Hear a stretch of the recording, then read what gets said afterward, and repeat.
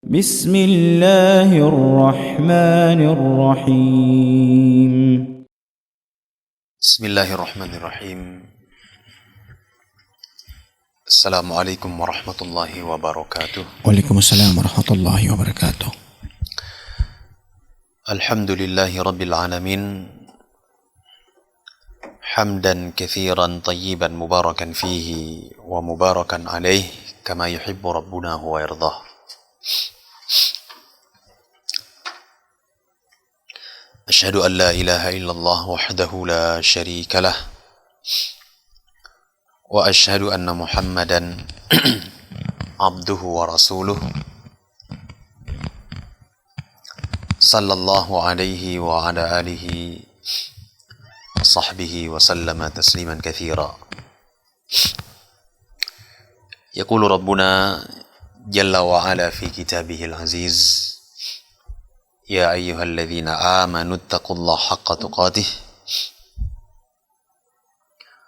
ولا تموتن إلا وأنتم مسلمون. أما بعد.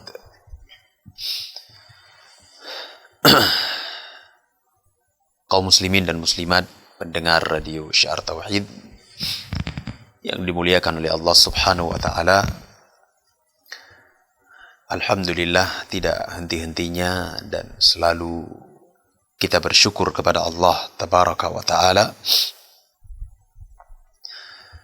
atas limpahan kenikmatan, anugerah dan karunia dari Allah Subhanahu wa taala. Mulai dari nikmat yang paling besar, nikmatul Islam, nikmatul tauhid, wa nikmatul iman, sampai nikmat-nikmat yang lainnya. Hendaknya selalu dan senantiasa kita syukuri kepada Allah Subhanahu wa ta'ala. Karena menyoal tentang permasalahan nikmat, maka kita akan mendapati bahwa nikmat Allah Subhanahu wa ta'ala itu besar. Nikmat Allah Azza wa Jalla yang Allah anugerahkan kepada kita sangatlah agung. Tidak ada seorang pun yang mampu menghitung nikmat Allah Subhanahu wa ta'ala yang telah Allah Subhanahu wa ta'ala beri kepada seorang hamba. Namun seorang hamba itu dituntut untuk senantiasa dan selalu bersyukur kepada Allah Subhanahu wa ta'ala atas apa yang Allah Subhanahu wa ta'ala anugerahkan. Para pendengar kaum muslimin dan muslimat yang dimuliakan oleh Allah Subhanahu wa ta'ala, alhamdulillah kita masih di dalam pembahasan kitab Ushulus Sittah, 6 landasan pokok yang penting diketahui, dikaji oleh setiap muslim maupun muslimah. Karena 6 landasan pokok ini merupakan hal yang sangat besar, yang dengannya seorang hamba dituntut untuk mempelajarinya, mengkajinya.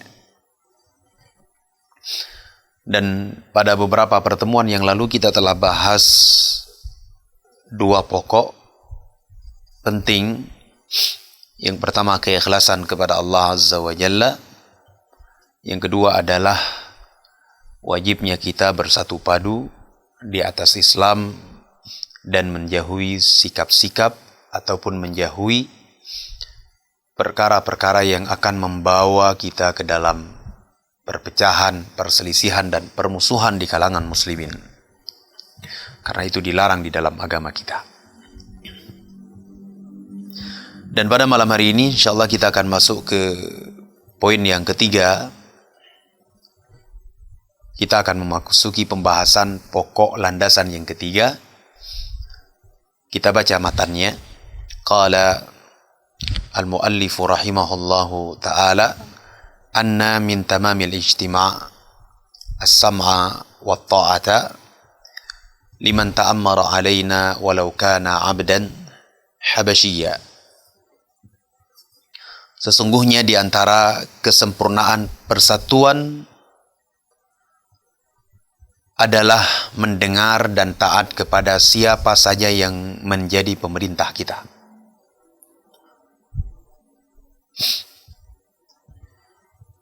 Walau kana 'abdan habasyiya, walaupun ia adalah seorang budak dari Habasyah, seorang budak dari Ethiopia. فبين الله هذا بيانا شائعا ذائعا بوجوه من أنواع البيان شرعا وقدرا. Dan Allah Tabaraka wa Ta'ala telah menjelaskan hal ini tentang pokok landasan yang ketiga ini dengan penjelasan yang terkenal lagi tersebar dari segala sisi, dari bentuk-bentuk penjelasan baik secara syara, secara syariat maupun secara qadar. ثم صار هذا الأصل لا يعرف عند أكثر من يدعي العلم فكيف العمل به. Kemudian dasar pokok landasan yang ketiga ini menjadi hal yang tidak dikenal pada kebanyakan orang, kebanyakan manusia, kebanyakan muslimin yang mengaku berilmu. Fakaifa al-amalu bihi, maka bagaimana pula dengan beramal dengannya. Saudara-saudariku kaum muslimin dan muslimat pendengar radio Syiar Tauhid yang dimuliakan oleh Allah Subhanahu wa Ta'ala, pembahasan kita di malam yang mulia ini berbicara tentang kewajiban mendengar dan taat kepada penguasa muslimin dan tidak melakukan penentangan dan juga tidak melakukan pemberontakan kepada penguasa kaum muslimin. Pembahasan yang kita bahas ini merupakan landasan pokok yang sangat besar di dalam Islam, di mana kalau kita melihat Al-Quran, kita melihat bagaimana hadis-hadis Nabi alaihi salatu wassalam mengajarkan tentang landasan ini kepada kita. Namun sebagaimana dikatakan oleh penulis di dalam kitab ini, pokok landasan yang sangat besar ini Allah terangkan di dalam Al-Quran dan juga diterangkan di dalam hadis oleh Nabi alaihi salatu wassalam, hari ini menjadi hal yang tidak dikenal dan tidak diketahui di kalangan umat. Bagaimana umat bisa mengamalkannya? Mereka tidak paham tentang landasan ini. Baik kaum muslimin dan muslimat yang dimuliakan oleh Allah Subhanahu wa Ta'ala, terkait tentang kewajiban taat dan mendengar kepada penguasa di dalam perkara yang ma'ruf, itu datang dalil yang sangat banyak di dalam agama kita yang mulia ini. Datang dalil dari Al-Quranul Karim,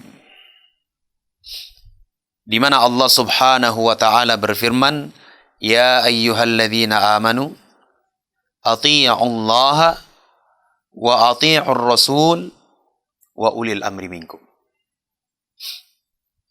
Wahai orang-orang yang beriman, kata Allah Subhanahu wa Ta'ala, yang dipanggil di dalam ayat ini adalah orang-orang yang beriman.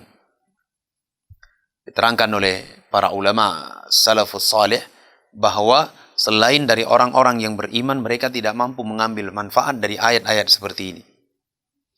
Hanya mereka yang beriman, yang mengedepankan keridhaan Allah Subhanahu wa Ta'ala, yang mengedepankan ketakwaan kepada Allah Azza wa Jalla, mengedepankan keridhaan Allah di atas keridhaan manusia ketika mendengar ayat-ayat seperti ini, membaca ayat-ayat atau mengkaji ayat yang seperti ini. Allah mengatakan, Ya ayyuhalladzina amanu, wahai orang-orang yang beriman, kata Allah, ati'ullaha, taatlah kalian kepada Allah Subhanahu wa Ta'ala. Wa ati'ur rasul, dan taatlah kalian kepada Rasul sallallahu alaihi wasallam, Nabi kita Muhammad sallallahu alaihi wasallam. Wa ulil amri minkum, dan pemimpin di antara kalian.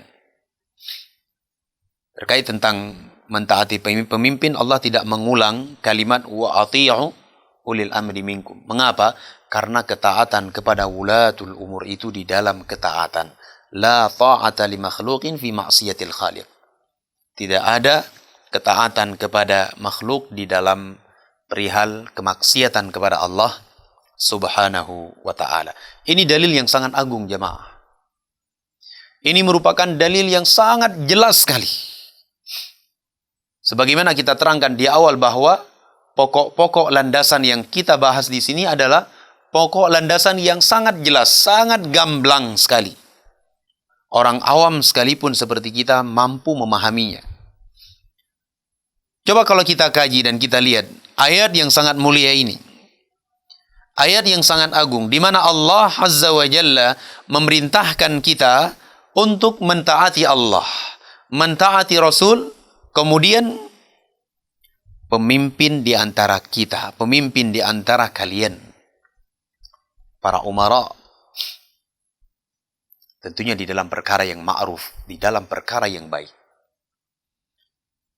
Hendaknya seorang muslim maupun muslimah, ia memperhatikan hal-hal seperti ini. Setiap perbuatan yang ia lakukan, ataupun sebuah perbuatan yang akan ia lakukan, hendaknya dia kaji, kemudian dia menimbangnya dengan timbangan Allah Tabaraka wa Ta'ala dan timbangan Rasulnya. Di dalam ayat yang mulia ini sangat jelas Allah terangkan kewajiban untuk mentaati wulatul umur di dalam perkara-perkara yang ma'ruf. Dan nanti kita akan terangkan bentuk-bentuk penentangan ataupun akibat dari sebuah penentangan kepada penguasa muslimin. Datang di dalam hadis di mana Rasulullah sallallahu alaihi wa ala alihi wa sahbihi wasallam beliau bersabda. Beliau mengatakan,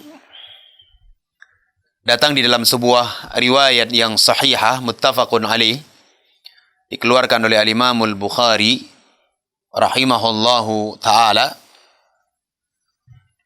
Beliau mengatakan, alal mar'il muslim as-sam' wa ta'ah fima ahabba wa kariha illa an yu'mina an yu'mara bi ma'siyatin fa in umira bi ma'siyatin fala sam'a wala ta'ah. Ya. Kata Nabi sallallahu alaihi wasallam, wajib atas seorang muslim as-sam'u wa ta'ah, mendengar dan taat. Ya. Kepada penguasa muslimin di dalam apa yang ia cintai ataupun yang ia benci dari perintah penguasa muslimin, ya, illa an yu'mar bimaksiatin, kecuali diperintahkan kepada sebuah maksiat. Fa in umira bimaksiatin, kalau diperintahkan untuk sebuah perbuatan maasi kepada Allah Azza wa Jalla, fala sam'a wala ta'ah, maka tidak ada sikap mendengar dan taat kepada penguasa tersebut. Ini dalil jelas sekali, gamblang sekali, menerangkan kepada kita tentang wajibnya kita mendengar dan taat kepada penguasa muslimin. Di dalam riwayat yang lainnya datang dari Ubadah ibn Samit radhiyallahu taala anhu, juga dikeluarkan oleh Al-Imam Al-Bukhari dan Al-Imam Muslim di dalam kitab sahih keduanya. Beliau mengatakan, bay'ana Rasulullah sallallahu alaihi wasallam ala sam'i wa ta'ah fil usri wal yusr. Ya.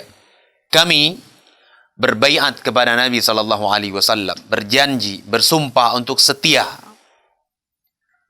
kepada Nabi sallallahu alaihi wa ala alihi wa sahbihi wasallam ala sam'i wa ta'ah. Ya, untuk mendengar dan taat baik di dalam kesulitan maupun di dalam kelapangan. Ya. Ini jelas sekali. Datang dalam riwayat yang lainnya, dikeluarkan oleh Al-Imam Muslim rahimahullahu ta'ala di dalam kitab sahih beliau. di mana Rasulullah sallallahu alaihi wa ala alihi wa sahbihi wasallam bersabda, kata beliau, "Man ra'a min amirihi syai'an yakrahuhu falyasbir alaih." Barang siapa melihat sesuatu yang ia benci pada penguasanya, pada pemimpinnya. Apa yang dia benci dari penguasa misalnya? Penguasa tidak memperhatikan hak rakyatnya. Misal, penguasa mengambil hak atau jatah rakyatnya. Misalnya, penguasa mereka tidak peduli dengan hak-hak rakyatnya, berbuat kezaliman dan yang lainnya. Kata Rasul sallallahu alaihi wasallam, "Falyasbir alaih." Hendaknya ia bersabar atas kezaliman-kezaliman tersebut. Karena bersabar di atas kezaliman penguasa itu jauh lebih baik dibandingkan menentang, memberontak, ataupun membuat kekacauan dan kegaduhan di tengah-tengah umat. Ya. Ini hadis yang datang dari Nabi sallallahu alaihi wa ala alihi wa sahbihi wasallam, dan masih banyak hadis-hadis yang lainnya. Masih banyak hadis-hadis yang lainnya. Baik, dan di sana para ulama mereka bersepakat. Para ulama mereka bersepakat tentang kewajiban seorang muslim untuk mendengar dan taat kepada penguasa muslimin di dalam perkara yang ma'ruf, dan diharamkan menentang penguasa kaum muslimin karena kemudaratan yang jauh lebih besar yang ada di dalamnya. Diterangkan oleh Al-Imam Siddiq Hasan Khan rahimahullahu ta'ala, kata beliau, wa ta'atu al-a'immah wajibatun illa fi ma'siyatillahi bittifaqi as-salafis salih linususil kitabil aziz wal ahadith al-mutawatirah fi wujubi ta'atil a'immati wa hiya kathiratun jidda. Ya. Nah. Kata beliau, mentaati pemimpin, taat dan mendengar kepada penguasa kaum muslimin, hukumnya adalah wajib. Hukumnya adalah wajib. Illa fi ma'siyatillah, kecuali di dalam perbuatan maksiat, ajakan bermaksiat kepada Allah tabaraka wa ta'ala. Dan ini kata beliau bittifaq as-salafis salih. Hal ini sesuai dengan kesepakatan para ulama as-salaf. Kalau kita sudah katakan para ulama as-salafus salih, maka yang dimaksud dengannya adalah sahabatu Rasulillah, ashabun Nabi, sahabat Nabi sallallahu alaihi wasallam. Di dalamnya adalah para tabi'in, di dalamnya adalah atba' at-tabi'in, dan orang-orang yang mengikuti mereka dengan baik.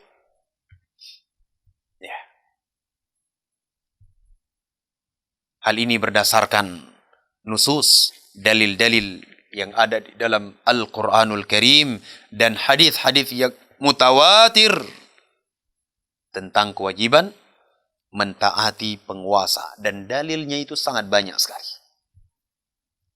Ya.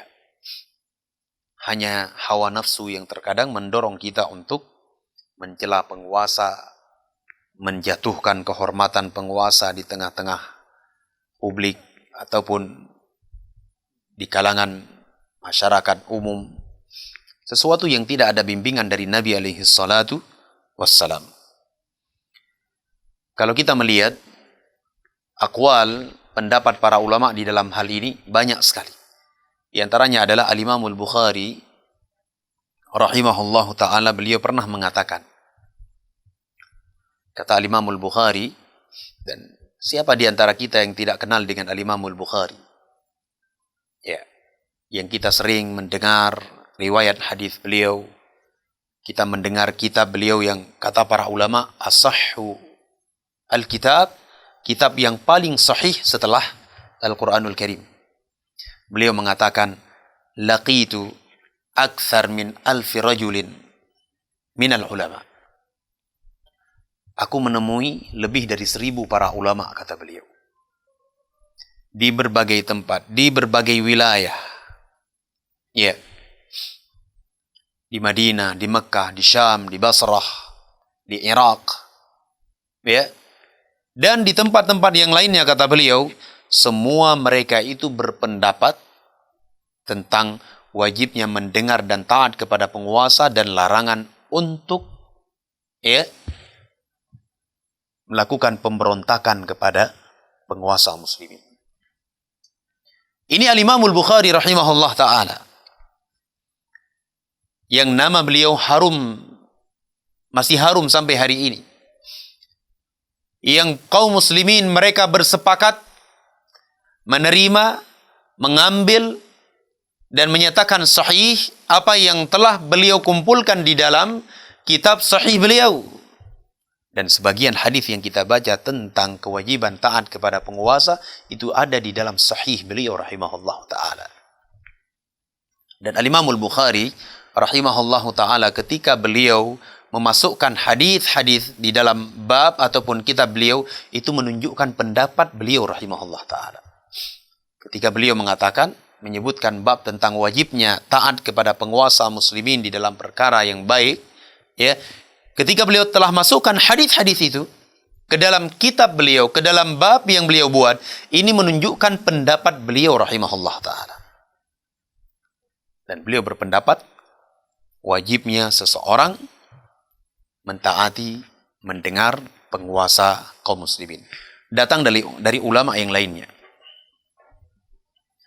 Diterangkan, ya, bahwa pernah Sufyan Ats-Tsauri rahimahullah ta'ala mengatakan kepada Syu'aib ibn Harb.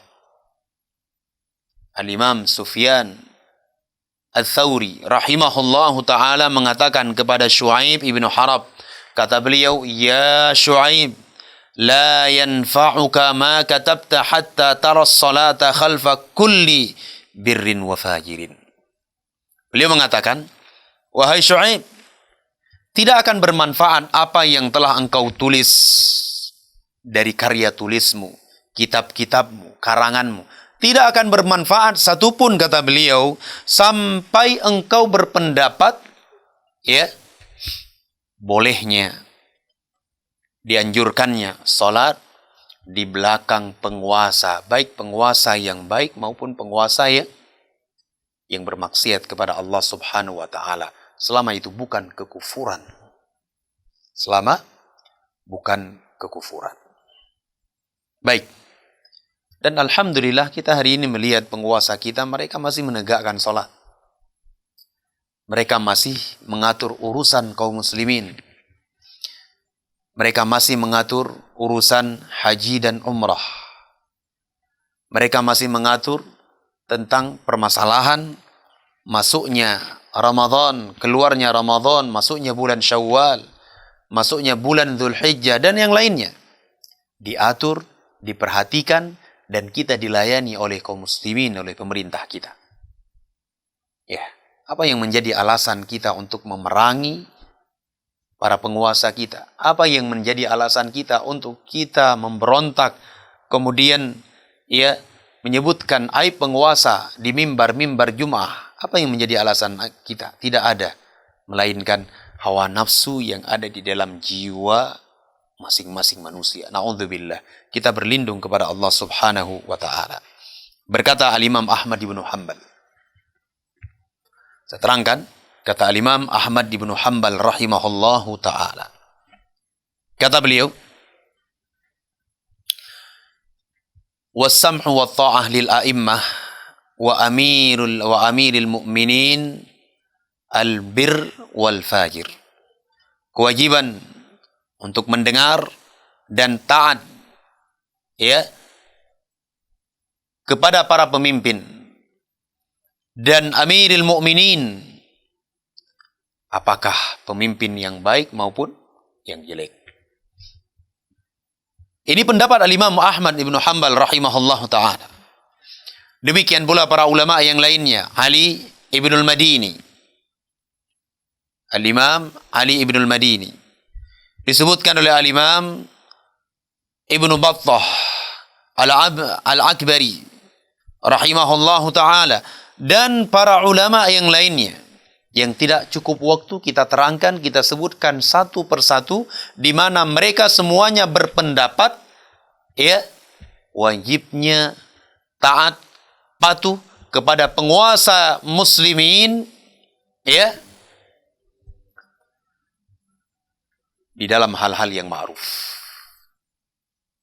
Nah, ini sesuatu hal yang telah diterangkan oleh para ulama, di mana kita sebagai seorang muslim dituntut untuk tunduk dan patuh kepada perintah Allah tabaraka wa ta'ala, perintah Rasul sallallahu alaihi wa ala alihi wa sahbihi wasallam, dan apa yang telah disepakati oleh para ulama kita. Ini pokok landasan yang sangat besar. Sehingga seseorang yang keluar dari pokok landasan ini, dia akan binasa. Dia akan binasa. Baik. Saya teringat sebuah ucapan disebutkan, diterangkan oleh Al-Imam Al-Barbahari rahimahullahu ta'ala di dalam kitab beliau Syarhus Sunnah. Disebutkan oleh Al-Imam Abu Muhammad Al-Barbahari rahimahullah ta'ala, kata beliau, wa minas sunnati, setelah beliau menyebutkan, ya'lamu, ketahuilah bahwasanya, annal Islam huwa sunnah. Islam itu adalah sunnah. Was sunnah hiyal Islam. Ya, dan sunnah itu merupakan Islam itu sendiri, kata beliau. Setelah itu beliau mengatakan, wa minas sunnati, di antara sunnah Nabi alaihi salatu wassalam adalah luzumul jamaah. Melazimkan, berpegang teguh kepada al-jamaah. Diterangkan oleh para ulama, yang dimaksud dengan luzumul jamaah di dalam ucapan beliau di sini adalah mendengar dan taat kepada penguasa muslimin. Itu maksudnya. Beliau menerangkan bahwa seorang manusia ketika dia keluar menentang penguasa muslimin satu langkah saja, atau satu jengkal saja, dia keluar dengan niat untuk menentang penguasa, dengan berbagai bentuk penentangan, dengan lisan, dengan tangan, ataupun dengan senjata. Dia menentang penguasa muslimin, satu langkah dia keluar, ya, maka sungguh ia telah melepaskan tali pengikat keislaman yang ada pada lehernya. Ribqah. Faqad khala'a ribqatal Islam fi unuqihi fakana dhallan mudillan. Sungguh dia telah melepaskan tali pengikat keislaman pada lehernya, dan ia akan sesat dan menyesatkan.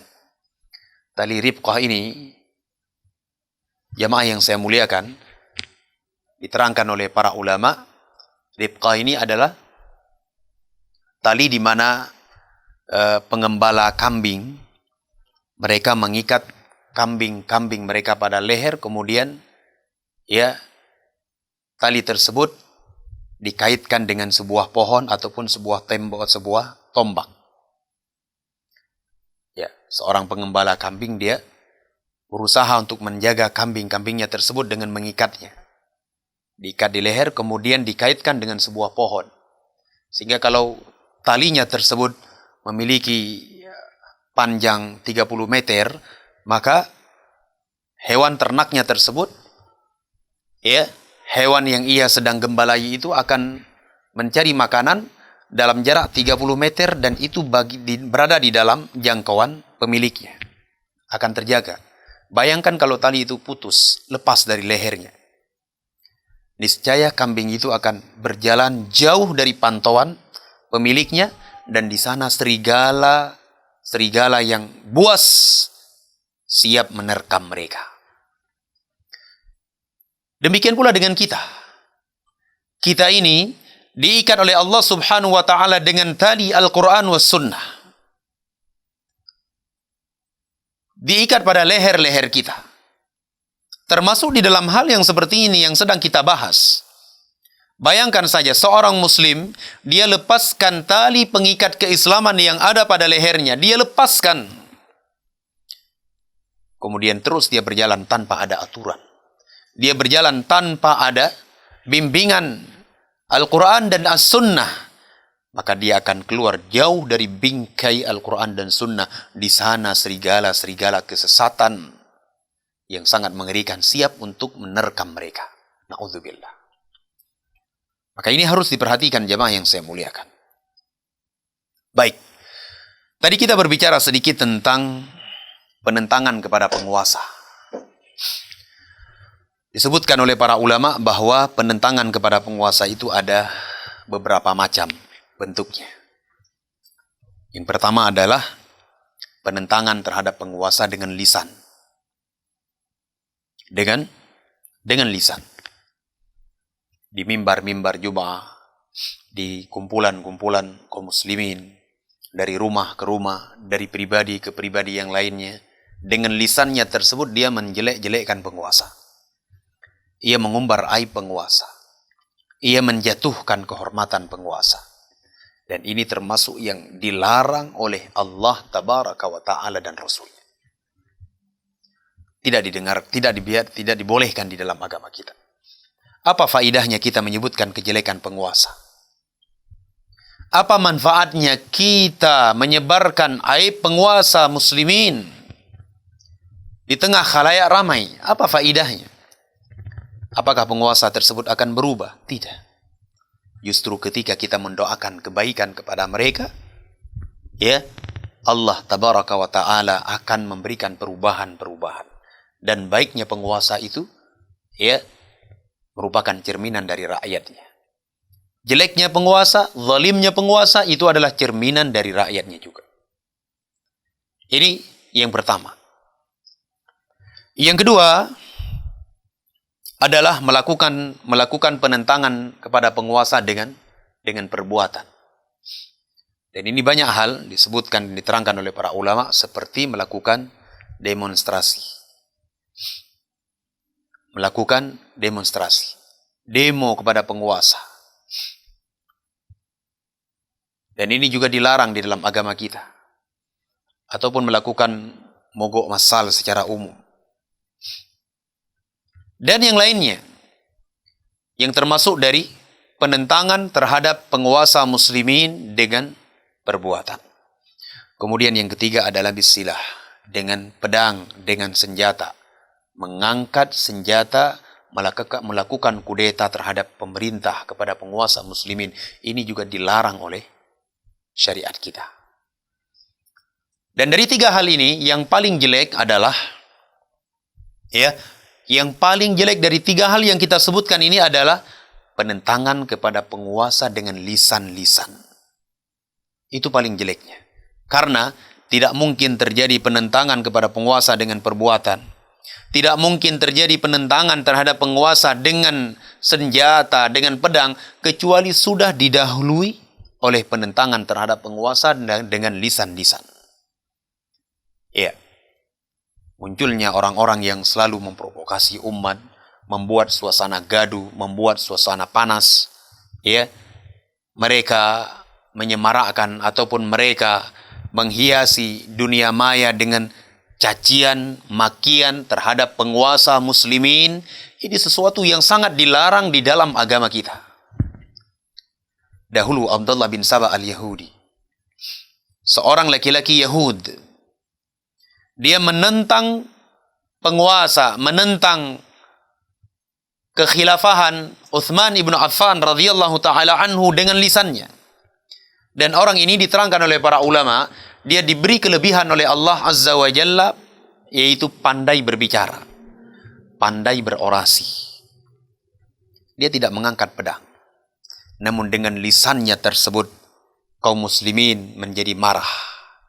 Bangkit amarah kaum muslimin, sehingga mereka, kaum muslimin yang mayoritas mereka bodoh, akhirnya mereka menentang penguasa, menentang Utsman bin Affan, sampai pada tingkat membunuh Utsman bin Affan radhiyallahu ta'ala anhu. Sehingga madaratnya jauh lebih besar. Ya. Dan kita bisa saksikan negeri kita sendiri. Ya. Kita bisa melihat negeri kita sendiri. Apa yang terjadi pada tahun 1998 dahulu. Dan kita saksikan hari ini. Ya, Allah cabut keamanan, Allah cabut ketentraman di negeri kita. Karena hal-hal seperti ini. Dan kita melihat negeri-negeri yang lainnya. Apa yang terjadi di Suriah. Walaupun memang pemerintahnya waktu kita yakini bahwa pemerintah yang mereka adalah Syiah, Rafidah. Orang-orang yang menentang Allah Azza wa Jalla dan Rasulnya. Namun sabarnya kita itu jauh lebih baik. Coba lihat hari ini. Keadaan Suriah. Iya. Siapa yang akan bertanggung jawab terhadap negeri yang telah hancur? Siapa yang bertanggung jawab terhadap anak-anak muslimin yang mati kelaparan hari ini? Siapa yang bertanggung jawab terhadap anak-anak muslimin yang terpotong-potong tubuh mereka? Diakibatkan serangan yang brutal yang membabi buta. Nah, hari ini orang yang berfatwa jihad di sana, yang berfatwa untuk menentang penguasa waktu itu, mereka duduk di luar negeri. Mereka duduk di negeri-negeri kufar, menyuarakan lawan, hancurkan penguasa tersebut. Setelah kaum muslimin bangkit, apa yang terjadi? Kehancuran di tengah-tengah muslimin. Tidak ada faedahnya. Kita melihat negeri kita negeri yang kita cintai. Ya. Sebuah negeri yang Nabi SAW mengatakan al-iman Yaman. Ya. Al-hikmah Yamaniyah. Negeri Yaman. Juga seperti itu. Terjadi kekacauan, kegaduhan. Akibat orang-orang yang tidak bertanggung jawab. Orang-orang yang mereka mengedepankan hawa nafsu. Mengedepankan akal mereka. Dan mereka menelantarkan ayat-ayat Allah dan hadits Rasulullah. Jamaah yang saya muliakan, ini pokok landasan yang ketiga saya simpulkan, yaitu kewajiban taat dan mendengar kepada penguasa kaum muslimin. Semoga apa yang kita kaji ini bermanfaat, dan insyaallah kita akan lanjutkan pada pembahasan yang berikutnya pada pertemuan pekan depan insyaallah taala. Semoga bermanfaat. Mohon maaf atas segala kekurangan dan kesalahan. Subhanakallahumma wa bihamdika asyhadu an la ilaha illa anta astaghfiruka wa atubu ilaik. Wa sallallahu ala nabiyyina Muhammadin wa ala alihi wa sahbihi ajma'in walhamdulillahi rabbil alamin. Assalamualaikum warahmatullahi wabarakatuh.